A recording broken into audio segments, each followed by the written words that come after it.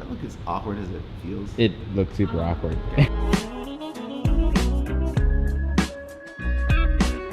Okay, we're driving to Austin right now to shoot an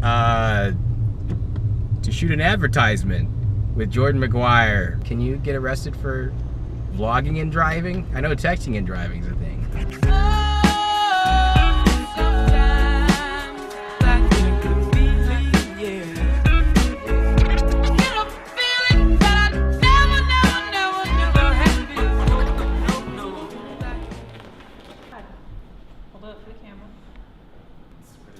Formally spelled wrong. Scared to cry. Wait, what? Sorry. So we've got an idea for you guys. What would you buy? So that's Julian for perspective. Would you buy a blanket that's this big, but it's like one of those really big, heavy blankets, and it has the logo on it, and we call them financial security blankets? What do you say? Would you buy it? So this week I interviewed Jordy. He works with some of our business partners. He's originally from Mexico. He moved to the United States a few years ago, and so he's got a really interesting story that's worth listening to. I also wanted to make you guys aware that the next vlog is going to be the last vlog. It's been about 10 weeks. I've gotten to know a lot of people in the office. I've accomplished most of what I set out to accomplish. But I just want to let you know so that if there's something about the office that you haven't seen yet that you want to see, let me know by the end of this week, and I'll see what I can do to get it included into the vlog. So anyway, enjoy this interview with Jordy, and I'll see you guys next week. Well, my name is Jordy, and I am an academic counselor. Okay. So I work for corporate. So a lot of the companies that we work here in No Merit have a student assistance program where they get around a certain amount of money allocated for the students to go to college. Usually it's not enough to get you through college, and what often happens is that they start college but they never finish it because they get into debt, or rather they will end up getting into debt and continue their education that way. So instead of the employer throwing more money at the problem, they hire No Merit because we can help them with the classes, lower the cost, maybe fit them within the tuition assistance or get them as close as possible.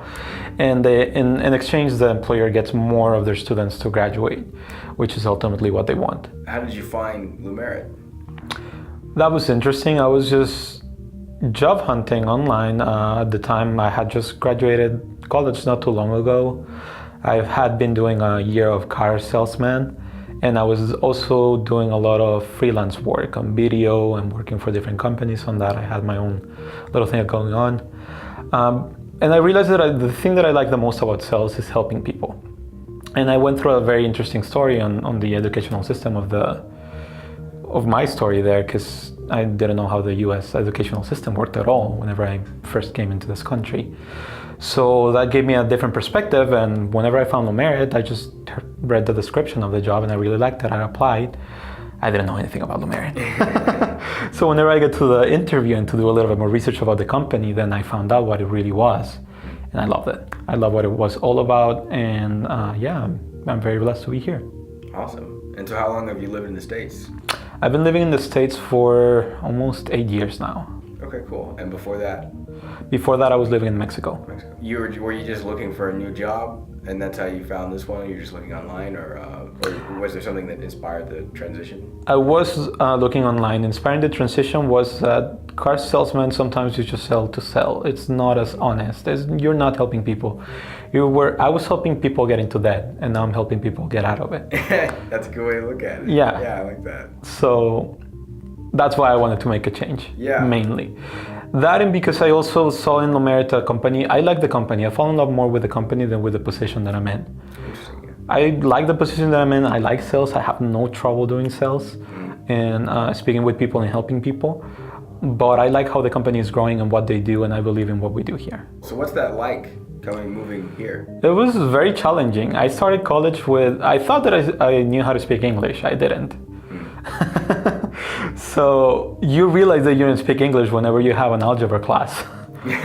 Yeah, so yeah, that was very challenging. And oftentimes, and still to this day, you have an idea that you think of real quick and you cannot truly express it.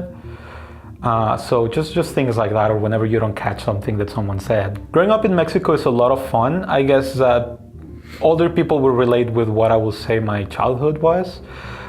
It was a very interesting childhood on the point that I had everything that us millennials have right now, and at the same time, if you go a little bit of years back, I didn't have any of that. So I got to play with all the classic toys and like go out and had like a group of friends that we were 6 years old and we would go walking downtown by ourselves without parent supervision or do all kinds of crazy stuff.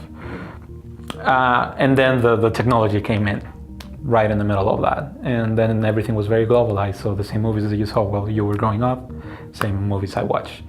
So it's a mixture of all the new, I would say, growing up in Mexico. Well, I really appreciate your time. Yeah, of course. Thank you. Thank you.